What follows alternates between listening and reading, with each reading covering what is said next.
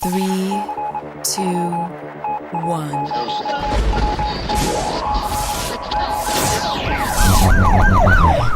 We'd like to welcome you to another edition of Grok Talk, brought to you by New Hampshire's leading conservative blog site, granitegrok.com. We are your feared extremist, right-wing, hard-charging, gun-toting, opinionated, outspoken, rabble-rousing, letter-writing, radio microphone stomping conservatives and rational libertarians. So get ready for more news and opinion you could only get from granitegrok.com. Grok Talk. All right. We are Grok Talk, coming to you from Concord, New Hampshire. Check us out on Spreaker, Stitcher, TuneIn, iTunes, iHeartRadio, YouTube, and Ustream. There are hundreds and hundreds of hours of interviews and commentary on the culture and the world and news and politics and, yeah, sometimes the weather, even though I often say we don't cover the weather. But it's all out there for you to check out. All you Democrat trackers, make sure you go just look for them, and you can find some outrageous thing that somebody who's not a liberal said, and you can use it, and make sure you link back, please, because that's what we want you to do. So, we're going to move forward. Just look up any of us by name. You'll find outrageous things. Yeah, and we're going to see if we can create some new outrage for you, because we have Aaron Day on the line with us. Aaron, good morning. Good morning. Thanks for having me. How you doing? Doing well. Aaron Day is the chairman of the Republican Liberty Caucus of New Hampshire. As a matter of disclosure, I have served on the board of the RLCNH briefly, but I know Aaron. Aaron and I communicate on occasion, and he has had this fabulous idea, which he's going to explain to us. Sure.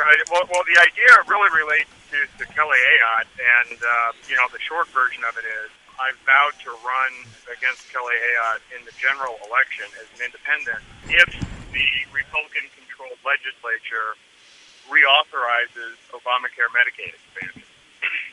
And this is a pretty good idea, because we know we've had conversations recently about how it's very we know they want to pass it. They instituted it in the first place.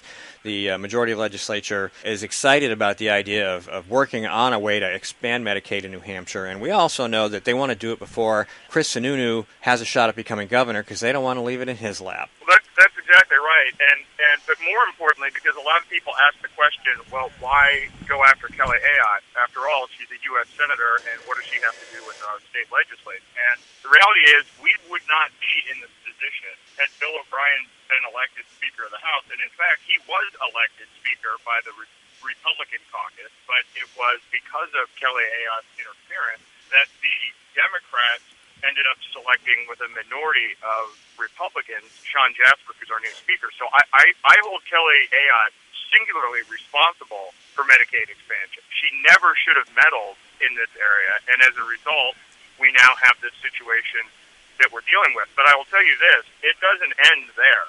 I actually have candidates. I mean, this is clearly the nuclear option, but I've been talking to people that are potential independent candidates to run for governor, CD1 and CD2, as we continue to escalate this. Because, and one of the things you mentioned, I am the chair of the Republican Liberty Caucus in New Hampshire, so obviously this is a pretty provocative situation for me. I would have to leave the Republican Party in order to do this. But from my perspective, if the Republicans are going to proactively promote and expand Obamacare, I don't see any difference between the Republican Party and the Democrat Party. There isn't really appear to be one. I mean, we have Ginta and Ayotte. We sent them to Washington, D.C., and they didn't stop the expansion of government, and we've doubled the debt to $20 trillion. I mean, if you're going to vote for Republicans who are just going to do the Democrats' dirty work for them, what's the point? Right. I mean, let's not forget the most famous anecdote of Ted Cruz, which is the time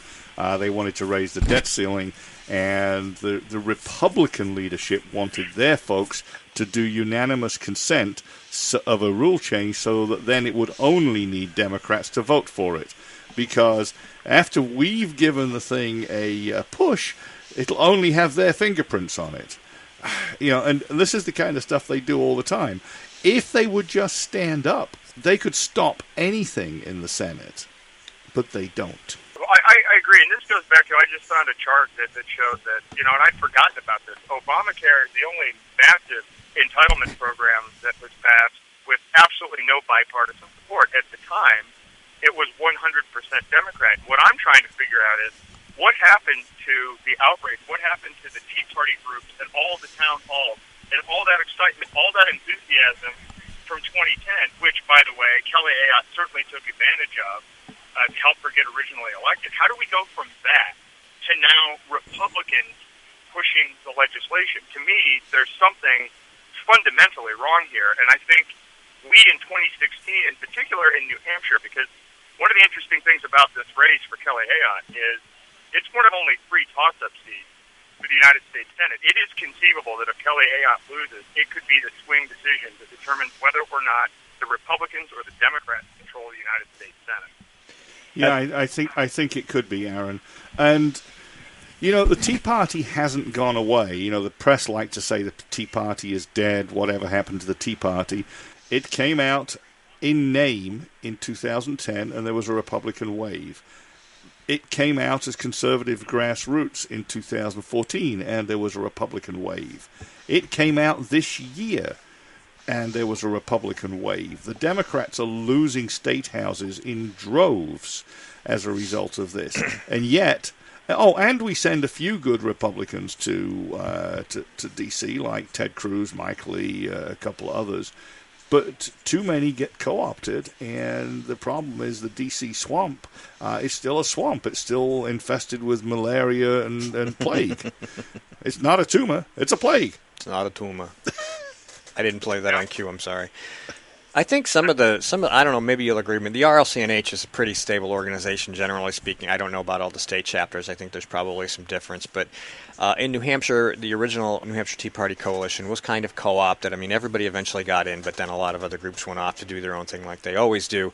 And then, you know, the NHTPC at the current point is really just one person who does all the talking for that group, and they have a very specific libertarian agenda in this particular example. But so a lot of people aren't going to rally behind that. This particular Tea Party group, they're not doing events. They're not backing candidates. They're not out. I mean, that's what people are looking for. So you don't have any activism. So we have a supposed statewide Tea Party group that doesn't do anything except talk about it. And I think people are looking for some groups that actually do something, kind of like you're doing. Or like the 6 of 3 Alliance is doing, which is to try and get the grassroots together and figure out who the best conservative candidate is, or in your case, the libertarian-leading conservative Republican candidate. Yeah, well, I agree. And I think the more our groups can work together, and, you know, I mean, speaking of this AOC situation, I mean, obviously my main goal is I really do not want to go to Washington as the independent United States Senator. I'm certainly still, you know, fully supporting the idea of trying to consolidate behind one great candidate in the primary as well. I think these are things that can be done at the same time. And, you know, hopefully there is a way to get the Tea Party groups that are out there, the 6 of 3 Alliance, and get all of our organizations working together, because I think this is our year. I'm not by any stretch a fan of Trump, but I do think Trump represents kind of the absolute hatred of the establishment. I mean, I think if you look at where I think I see Ted Cruz now is pulled into second, or he's tied for second. I mean, if you consider, you know, Cruz, Carson, and Trump, that is not the ideal scenario for the establishment, who, of course, is pushing for Bush, Christie, and Kasich. And so I think this is a year for a real wave, and hopefully it actually trickles down and changes the fundamental leadership of the Republican Party in the process. It has to, you know, and I faintly disagree. I think they're pulling for those people that you mentioned, Aaron, but I think they're coming down to the idea that Rubio's fresh face is probably the best shot they've got for an establishment candidate. You know, meanwhile, you've got the ones you mentioned, plus Fiorina, all trying to be the outsider. If Trump makes it, their heads would explode. If Cruz makes it, they may strap their heads up tight and try and deal with it, but they won't like it at all. No, you're right. They won't like it at all. But, you know, and even we can see with Cruz. I mean, Ayotte has attacked Cruz. I mean, we've seen John H. Sununu attack Cruz. I mean, clearly the establishment has had it out for him from the very beginning. So I think it's an exciting year and a big opportunity. I think so too. You know, the establishment leaders like Sununu, who've effectively quoted the old phrase, you know, it's time to dissolve the people and choose another. I would agree, Aaron. I think that this particular, I know presidential elections, particularly in New Hampshire, do not favor the Republicans very well, and they may not favor them well this time. But there does seem to be a sense, as you pointed out, with Trump and Carson and Cruz, who is from D.C., but clearly they don't like him because he doesn't represent what the establishment wants to stand for. They're really stirring up the base, and I think Trump in particular, he's getting a lot of people activated in primaries and involved in registering to vote. He's like a get out the vote machine. I mean, he has people coming out and saying, you know what, I haven't voted in a while, but I'm going to vote. And if they don't get to vote for Trump, maybe they'll stick around and vote for somebody else, which would be hopefully not an establishment candidate and not just at the national level. Yeah, I think Cruz will probably pick up a lot of those that Trump is currently getting. But you're right. He's brought out people that haven't voted in a long time. He's brought out, I think, some conservative Democrats that haven't voted in a long time, too. Yep. Well, I hope it keeps going in this direction. And, I will say back to a bit on Kelly Ayotte, I've heard that she's, of course, her name has been discussed as a potential vice presidential candidate. But I've also heard recently that she's really angling, depending upon, who wins the presidency, for U.S. Attorney General, which to me is a horrifying prospect when you consider that just this week she had to give back, I think it was $43,200 in illegal campaign contributions from Turkey. Now, this is somebody who called for Frank Ginta to resign because maybe he took some campaign contributions from his own family members, and now she's found. I'm trying to look up what exactly the penalties are for. I don't know if they're criminal or not for taking overseas contributions, but to me, this seems like a very hypocritical position for Kelly, and possibly a very damaging one for her prospects for U.S. Attorney General. Well, I mean, it depends. If she was going to be the AG for a Democrat like she was here, it probably wouldn't be a big deal. But we're gonna take a really short break. Stay on the line. This is Grok Talk. We will be right back after this.